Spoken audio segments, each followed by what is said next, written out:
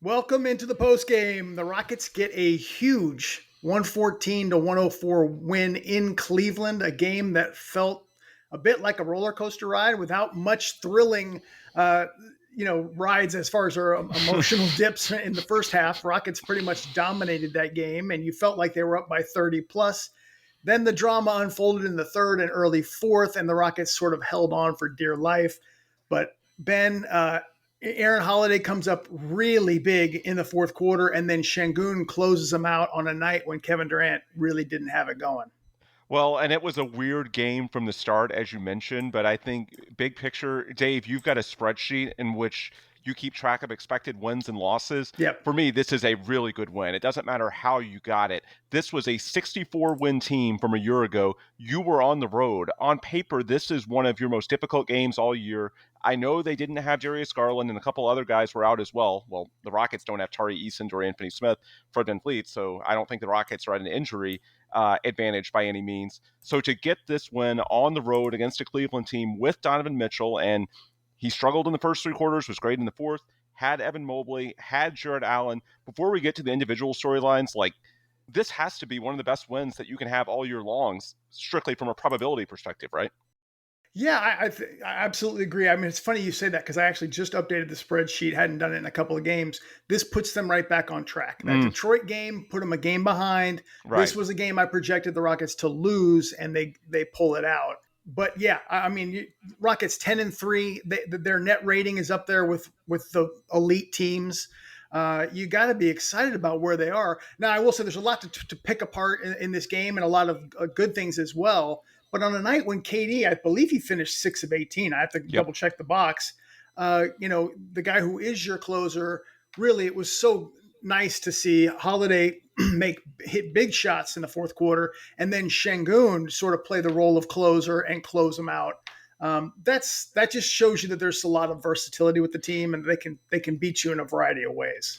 Yeah, and I think it speaks to just how aware Kevin Durant is of Alperen Sengun. Like, there's a clear respect there because this is not the first time. We talked about it late in the Orlando game, the Milwaukee game.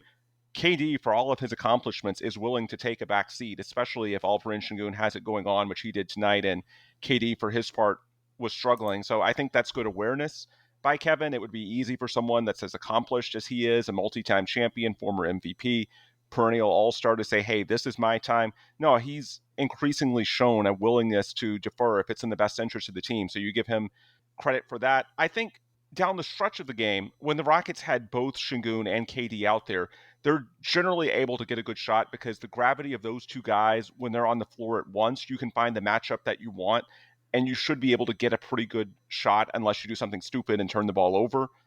I think where it gets tricky are the stretches when it's just one of them out there, especially in the second half, because teams can really load up against the one star that's out there, and then you need your other four players, none of which are an all-star, to be able to generate offense out of those 4-on-3 scenarios. And that's where, having a minimum player like Aaron Holiday is just so important. That is not one-dimensional. Yes, he's a really good shooter. He's almost at 50% on threes this season, and is at about 40% over his 3 years with the Rockets, but he's also able to handle the ball, drive. He's is able to do a lot of different things, and that's so important to have role players that are not one-dimensional, because to survive those minutes when, especially on the road, like Cleveland has all the momentum, they're going to take the ball out of, and I think midway through the fourth quarter, it was KD was on the floor and Sengun was off. And so even though it was a cold game for KD, they were not going to let KD beat them once he checked back in at about the 7-8 minute mark. And those were the 3 minutes where Aaron Holiday just went off. And a lot of times teams will sort of live with the results out of those, they give up the 4-on-3. But when you have a guy like Holiday that can both shoot and handle the ball, that's just so important. I don't know how the Rockets were able to keep him for the minimum. Yeah. Amazing work by Rafael Stone. Obviously, Ime Udoka, the culture that he's instilled, I think for Aaron, he's 29 years old now, I think. That probably made him a lot more likely to stick around because he's not at the point of his career where you can reasonably expect him to, be given a much greater role. So Rafael and Ime, hat tip to them. But I just think that from a roster composition perspective, to have a guy near the end of your bench that isn't one-dimensional, that can come in and fill it up, not just as a shooter, but as a scorer. Even though he's small, Dave, he's got a nice handle. He's got a mid-range game. He's got a floater. That's just so important because as the Rockets play better teams, especially on the road, and I also thought they got a shaky whistle. We can talk. The Cavs missed some free throws. Donovan Mitchell was terrible the first three quarters. Well, the counter, I thought the Rockets did not get a good whistle, especially in the second half. They missed a ton of shots right at the rim, and yet they won by double digits on the road. And of course, a lot of that speaks to what Aaron Holiday did. And I think having a player like that is so important because when you're a good team and you go on the road against other good teams, they're going to do everything they can to take your big guns out of the game. And so to have a guy who on paper looks like your fourth or fifth option in that unit, able to do what Aaron can do offensively as a shooter and a scorer, that's absolutely massive. Just to, again, before we go into the individuals beyond Aaron, because certainly Sengun was the player of the game, I think we need to start hat tip to Rafael and Ime for bringing back a player who he didn't even start the season in the rotation, but boy, does he look like a rotation player now. Yeah, I believe he was 5 of 7 from the field, 3 of 5 tonight from three. He had 14 of his 18 points. This is Aaron Holiday we're talking about in the fourth quarter, which they needed them because for much of this game, the Rockets kind of dominated on both ends. Like they were good offensively, not great, but they were good. And defensively, they played much better. But I mean, I will say also the Cavs missed a ton of shots. The Cavs were 4 of 23 from 3-point range, I think, up till early third quarter. And we were making note of this, like, wow, this is laughably bad. And they finished from that point 4 of 23 going 8 of 16, which is when the roller coaster really kicked in and the Rockets were, trying to hold on for dear life. Suddenly it was I think, did they get it as close to as one? They got it to one. Okay. Yeah. And, it was just kind of staggering because it really did feel like the Rockets were crushing the Cavs for most of the first half. Second chance points dominated again by the Rockets, 21-6. Adams huge there, Sengun as well. It's being talked about in the chat. There was a third quarter when the Rockets were up 10, or I believe they were up 14, excuse me. They brought in a kind of funky lineup, and we noted in real time, why is Holiday not coming in and Tate was coming in? And I don't want to blame Jayshawn Tate for the whole thing. This was only a little over 2 minute stretch, but It was really ugly basketball. And they went from 14 to 10. And then it quickly, even though they got that lineup out, it still kept going down. What really did was it was kind of striking because Holiday did come in and was the hero in the fourth after that. I think Ime probably regrets it. I'm not sure why he was going with Jayshawn Tate in that particular moment. But Holiday certainly stepped up when called upon tonight. Well, I think it was the combination of Tate, Okogie, and Capella. We talked about Holiday not being one-dimensional. That's three players right there that are largely one-dimensional. And even if your other two players are Kevin Durant and Reed Sheppard, which I believe that was the 5 at the time, I mean, that's a lot of the court where defenders just aren't having to respect those areas other than, Okogie's a capable three-point shooter. And then Tate, I also think Tate's a guy, if he gets a consistent role, I think he's still a solid player.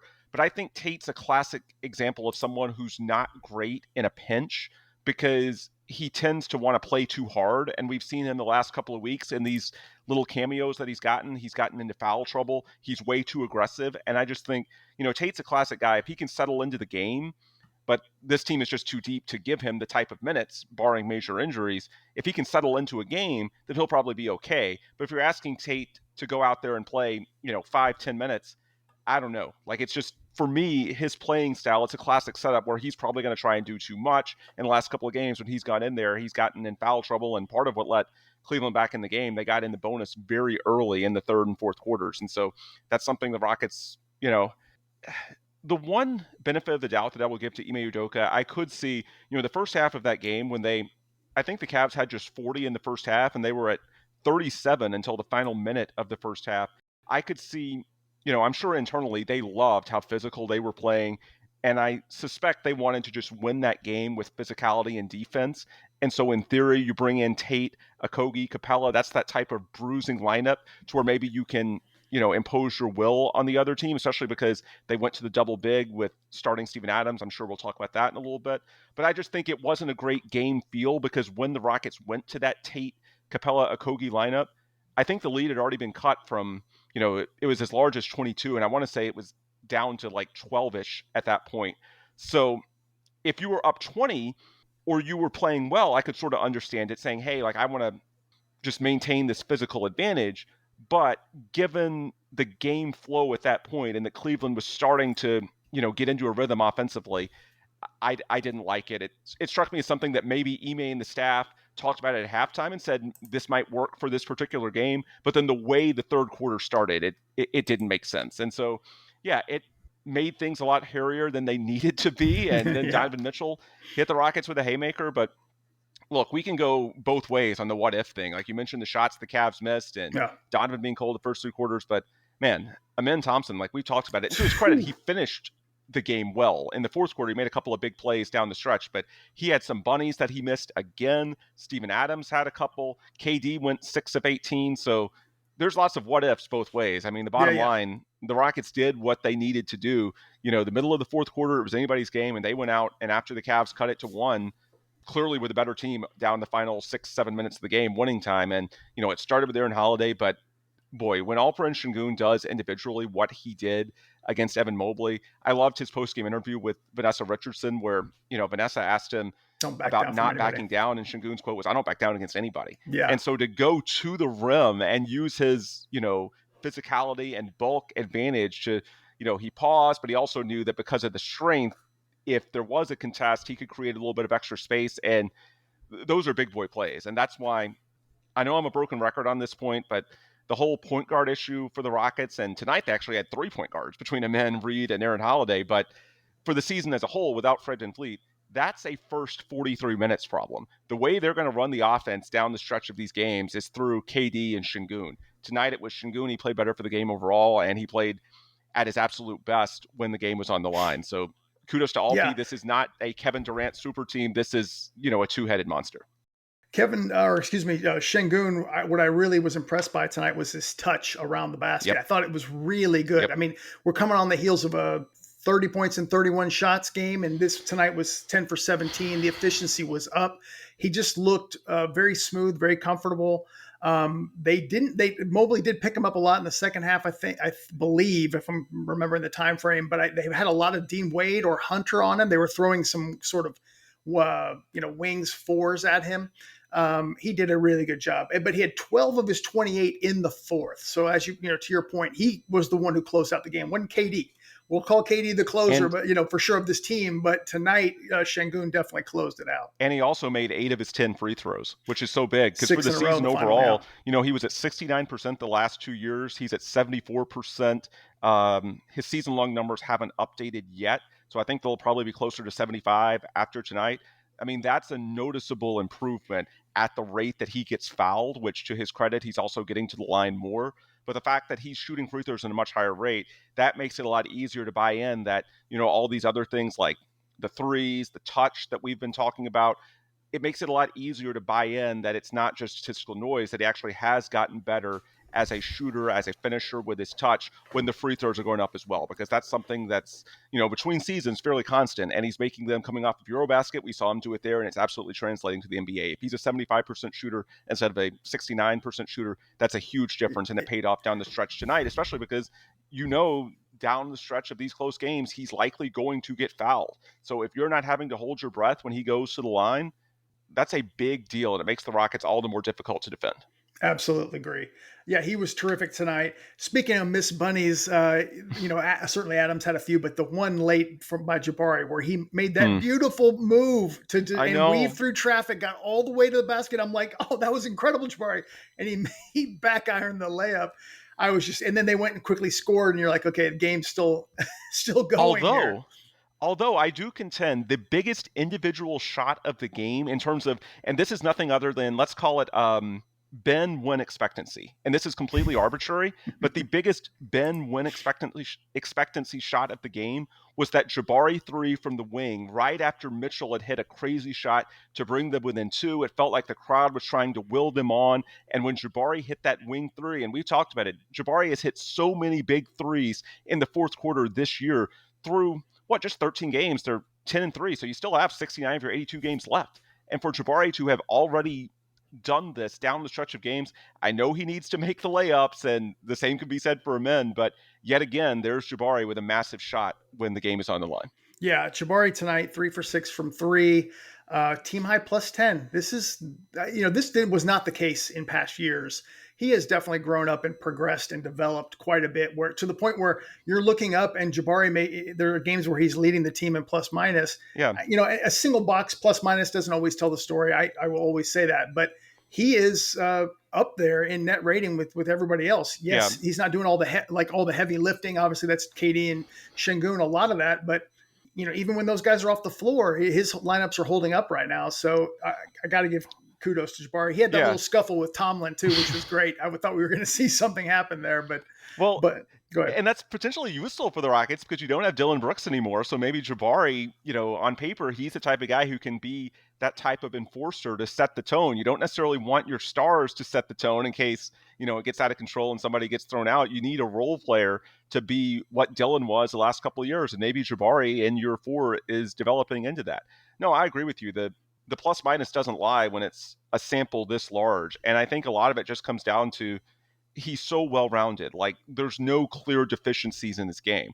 Like, people ask, is he a good enough three-point shooter? Like, you want him to be closer to 40% with, his profile coming out of Auburn. But I think what's really happened, and this doesn't stand out because especially statistically, it doesn't jump off the page, but he has no real weaknesses anymore. The first half of this game, I thought Amen was much better defensively, and he did really good work against Donovan Mitchell. But I also thought when they were able to force switches, Jabari and KD did really nice work on the perimeter as well. So there were no easy places for the Cavaliers to attack. That's largely been the case this year. And, you talked about the Cavs shooting so well. I mean, you could also point out that maybe some other teams, when the Rockets were struggling defensively earlier this year, were shooting overly well. And so things were due to even out. Maybe it evened out a little bit tonight, and that factored in with the Rockets. Even though the Cavs got going in the second half, 104 points, I suspect it's going to boost the Rockets' defensive rating by a good bit, this performance tonight. But to get back to Jabari, look, there's just no weaknesses. Defensively, he can guard pretty much any position. He can switch across the board. Offensively, he may not be an elite shooter, but he's a very good one, and he has a propensity for making even more, as I just mentioned, when the game's on the line. He can attack closeouts now. He can handle the ball in transition. When you are a team that's top heavy the way the Rockets are and you have a couple of star players, sometimes the most valuable pieces you can have around them are guys that not necessarily are like really good in some areas but bad in the others. No, you want just well-rounded, steady, because if other teams are going to try and take guys like Sengun and KD out of the game, then they're going to hunt the weakness. And even if Jabari, doesn't jump off the page in terms of like, what is this elite skill that he has, I also don't see what the weakness is. And I think that's why his numbers are so well. Like, the way teams defend the Rockets well, like, they try and force it to, the weakest link. And if guys like Jabari and then fourth quarter Aaron Holiday, I guess, you can say first half Reed Shepherd, he was really good. Let's give him his flowers. But if guys like that are, somewhere between 3 and 5 in your options on the floor at a given time, that's when this team is really going to click, because it's the total opposite of that Tate, Okogie, and Capella lineup where, there's just so many guys the defenses don't have to respect. If you have well-balanced players that are good in so many areas, you combine that with a top-heavy team that has 2 all-stars, and you get what the Rockets are, which is 10-3 and increasingly trending upward. Yeah, absolutely. Reed Shepherd, another guy, like, I don't want to say tale of two halves. He was really good in the first. He missed 4 of his final 5 shots. Got burned once or twice gambling. It's not the kind of thing where he got burned because of his size, which is more of a rookie, last year's kind of thing. It was just him, he gets a lot of great defensive plays because he gambles. But a couple of times he gambled and they kind of burned that. Hollins mentioned it on the broadcast. But for the most part, he just looks comfortable. Overall tonight, 5 of 11, 2 of 5 from 3. I mean, 40% from 3. 2 of 5, you're like, oh, he's off tonight. That's 40% from 3. That's Reed Shepherd now, because he's that good. He's become that good of a shooter that you expect him to go 3 for 5. It's insane. So I'll just continue to say it's really good sign. He was +9 tonight. I think he led the team in plus minus at half. He just doesn't, I used to hold my breath when he came into the game, and it's not the case anymore. He just looks comfortable. I'm sure he's going to have moments where he's still going to be burned defensively and all that stuff, but the good is outweighing the bad at this point, certainly. Yeah, he just looks so much more poised when he has the ball in his hands. I think the shooting was always going to come around, but what impresses me most, Dave, he seems like he's playing within the flow of the game and taking what the defense gives. Like, I feel like what happened his rookie season and maybe the first couple of games this year, a lot of times he predetermined what the read was going to be or what he was going to do when he went inside the arc. And what you need to do if you're undersized the way he is, you need to be creative. You need to be cerebral. Like the reason we compare the touch he has, the mid-range game, the floater to Chris Paul, like obviously that's the very high-end outcome. But Chris is able, he's just so smart. He can always get to his spots on the floor. And that's what it feels like Reed is getting much better at. He was always, worst case, going to be a good shooter who can space the floor. But what we're seeing now, and what really encourages me, is he's getting much more comfortable when he's forced inside the arc, because as he makes more shots, I thought I was watching the Magic game, the replay on Space City the day after, and what stunned me on the Sengun buzzer beater, you mentioned his touch, by the way. That hook that Sengun made in the final second against Jonathan Isaac was not as easy as he made it look. And he might have gotten fouled. They're probably not going to call it there, given the stakes, but there was contact. Jonathan Isaac's a long defender. That's really good touch. And so, to your point, yeah, he's absolutely improved in that area. But on that play, I was watching the replay. Desmond Bane was all the way out 35 feet away from the basket. Reed Shepherd was literally on the logo 40 feet away, and Bane was still coming out because they didn't want to give Reed, even that far out, a shot to win the game. And so that helped with the spacing there. But I think where this ties into Reed's game tonight, look, as he makes more threes, people are going to chase him off that line, so he's going to go inside the line. And at his size, he can't always get off, I guess, the shot where he in advance thinks he's probably going to get it. He has to be able to adapt in, the blink of an eye to whatever the defense is giving him. And maybe it's going to the rim, maybe it's the floater, maybe it's the mid-range shot, maybe it's going left, maybe it's going right. There's all sorts of potential outcomes there. But I don't think he is forcing it as much anymore. He seems much more calm within himself. And so if he can play with that level of IQ and anticipation to where he's reading the game as it comes, he's not predetermining, then yeah, that's how he can be not just a shooter, but a very good, potentially great offensive player overall, a scorer. Reed Shepherd's got the shooting down. It's can he get that scoring gene? That's going to determine whether or not he eventually becomes the offensive star that the Rockets, according to Tim McMahon of ESPN, believe he can be. And, sample is still small. And, the second half, it wasn't like he played poorly, but I thought, when the Cavaliers hit him with that run, there's an obvious tendency to go back to the more veteran-laden guys as opposed to trusting Reed Shepherd. He's just not going to get the same runway when the game is, gone from 20-2 the way it had when Reed was playing in those second half minutes, largely not of his doing. So I think just sort of game feel, that wasn't necessarily a time for Reed to sort of put his imprint on the game. And, it wasn't like Holiday took over. To be clear, some people say, well, what about Holiday? No, I think it's more Holiday started because, they were shading off of him to cover the likes of Kevin Durant, and he got shots from the flow of the offense. It wasn't necessarily a time for Reed to create in the half court the way he did in the first half. But yeah, the first half I thought was really encouraging. It's what we've seen all year, and you don't want to put too much on him because, it's still just the first month of his second season, but these are really promising signs for a 21-year-old in just the first month of year two. Yeah, and I did love overall what we saw in the first half. I'm a big defense guy. I love the offense. Don't get me wrong. I love the Rockets are number one in offense. They're hanging, have a slight edge here over the Nuggets, number two. And I love this. It's great. But I just know what it's like when we get to the playoffs and how big that defense is. So I love when I see the Rockets play the way they did in the first half. And Donovan, Amen Thompson's point of attack defense, and he got a lot of help too. It wasn't just him, but on Mitchell was fantastic. Mitchell had 2 points on 1 of 7 shooting through 3 quarters. Everything that he did was in the fourth because he just started firing away. But it leads me to the point here. We're talking about this offense defense thing where on deck is the Denver Nuggets, and it is the NBA Cup. And the Rockets, lost their first game in NBA Cup action, won their next one over the Blazers. But that first one against the Spurs, we kind of thought, well, maybe their chances of getting in are going to be a little bit tough. San Antonio's down Wemby. They're down Castle now. They're not going to have those guys for their cup. They could lose, is what I'm getting at. Rockets could pass them, but they have 2 games remaining. Denver at home and Golden State on the road. It's going to be a great matchup because right now, as far as offensive and defensive rating, they are mirrors of each other, Denver and Houston right now. Like I said, Houston's number 1 in offensive rating. Denver's the number 2, and I think Denver is a better defensive team by 1+ points or so.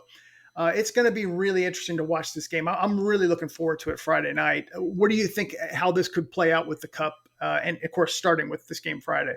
Yeah, I think this to me feels like an Alperen Sengun game.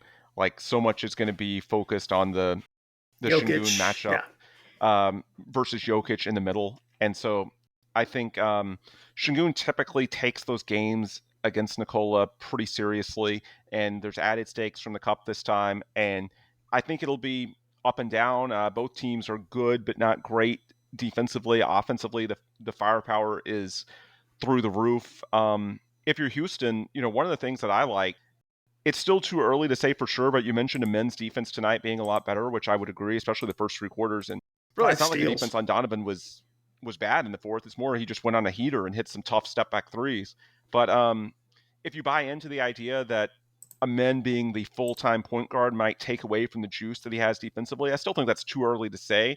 But if you have not only Reed, but also Aaron Holiday in your rotation who can do a decent bit of the ball handling, then potentially that gives you the better version of a men as well. And so hopefully you'll have that against Jamal Murray on Friday night. Look, I think Kevin Durant's the easy one to point to because he needs to shoot better than 6 of 18, what he did tonight. But look what KD has been doing the last 10 days. He's going to be fine. He's Kevin Durant, assuming health. I think especially in a big game, he's likely to step up. I think it's that Sengun Jokic matchup, almost combine their names there. Not saying Sengun needs to outplay him, but I think if he's competitive, and I think he's good enough to, we saw the Eurobasket game, the all-time classic between Turkey and Serbia that Turkey actually won, came back, and Sengun made a lot of plays down the stretch. If you get that version of Sengun, then I think the rest of the Rockets, it's not head and shoulders above Denver, but if Sengun is competitive with Jokic, then I like the Rockets' chances at home with the other guys they have relative to Denver's supporting cast. So that's why I'm focusing on that. Sengun obviously is the story going in because he was the best player on the floor tonight in Cleveland, but I also think just the way these two teams stack up, if there's no clear advantage for Jokic over Sengun, and there might be a little bit of advantage, but there's no large advantage, then I like Houston's chances. Like, it's not such a commanding advantage to where you'd say, well, they should win. No, both teams are good, and if Denver has a good shooting night and Houston's cold, then it is what it is. But if Sengun is competitive against Jokic, and you have to like your chances after what we saw tonight against Evan Mobley, then I think Houston will have every opportunity in the fourth quarter to win that game. It's kind of like when we talk about the Rockets, in past videos. Should you double Sengun? Should you take your chances and not getting burned by KD and the other guys and leave him single covered? Obviously, you have to have a tough defender on him. That's what Ime, at least historically, tries to do here: is let Sengun guard Jokic in the post. Yep. Jokic, I'm sure, is going to, in the past, was inefficient. Now, there were some games where Jamal Murray was out or other players were out, but still, the Rockets beat them, I think, fully healthy in Denver. I think it was last year. That's what I think, what I'm expecting. It's going to be a game where Sengun wants to show out against Jokic, and I think they're going to single cover him and try not to let, those doubles, because Jokic is kind of like Sengun, so good at finding the open man. There's going to be a lot of one-on-one on both sides, yes. Yeah, and so that's what I'm expecting in that game. It's going to be a good one. And the stats actually are out, and the Rockets still maintain their number one offensive rating, 123 even, and Denver's number 2 at 122.2. So we'll see. Maybe this game will change that. Hopefully not. But a couple other quick comments from the chat. Someone mentioned the potential of using the 3 centers against Jokic. I agree that they'll try and play Sengun one-on-one as much as they can, but it is a good tool to have in. It's a good club to have in your bag. Want to get the analogy right? Because if Sengun gets in foul trouble, then yeah, it could be beneficial that you don't have to put Sengun on him. There are alternatives. And by the way, I think the Rockets starting Steven tonight, I think it went fairly well, but I think the bigger picture takeaway there is that Dorian Finney-Smith, whenever he gets back, I still think that by the playoffs, it is very likely that he is your 5th starter. Like, the fact that the Rockets went from starting, I think this was the first time since the first week of the year that the Rockets started Steven and Alpi. They had been starting Josh Okogie and downsizing. But the fact that they're still, even with all these wins, they're 10-3, they've won 10 of their last 11, that they're still willing to sort of switch, mix and match, tells you that they're still not 100% sold on any particular group being the group. And so I think that assuming he comes back healthy, I still think Dorian Finney-Smith is eventually the guy, barring an improbable Fred VanVleet return late in the season. But for now, yeah, it's very useful that you can turn to that. And these games coming up, yeah, Denver, you might need the additional size against Jokic if Sengun gets in foul trouble. The Warriors, we know what the double big did against them in the playoffs, and that's the other NBA Cup game coming up. You mentioned the injuries the Spurs have, so I can't see the Spurs winning at both Portland and Denver without Wemby and Castle. So I think it's all right in front of the Rockets. If they win these last two games, I think it's overwhelmingly likely that they win the group. Not mathematically certain, but very likely. So yeah, it's all in front of them, and I feel like they'll go as far as Sengun can take them in this matchup against Jokic. And coming off a game like tonight, like, you've got to feel good about it. And the last comment in the chat I want to address, someone asking, why aren't more people talking about the Rockets? Well, I think if you look at the national TV slate, a lot of the Rockets games on big networks are in the second half of the season. I don't know why that's the case, but they actually haven't had a ton of marquee matchups on national TV the first month, excuse me. Tonight was one of them. Tonight was an ESPN game in addition to Space City. So I suspect, especially with the Rockets having won 10 of 11, and now there's another national game on Friday, I suspect over the next 24 to 48 hours, you're going to hear a lot more talk about the Rockets nationally because it's too good to ignore, and now they're getting those national spotlight games. Yep. So we'll have Rockets Denver on Friday. 3 20-point scores already this year. Denver currently with Gordon, Murray, and Jokic. That's going to be a great game. And keep in mind, to Ben's point, Rockets really, I'll say 3, but they're missing 2 key rotation players that will be back this year, and Dorian Finney-Smith and, of course, Tari Eason. I mean, Fred is a huge player for this team, but he could come back, but unlikely to come back this year. And, of course, next year's team could change. So it's just amazing. The Rockets are 10-3 at this point, missing some of those guys. So yeah. Fantastic all-around work for the Rockets. Huge win. Ben, appreciate you doing this. We will be back Friday night. Thanks, everybody.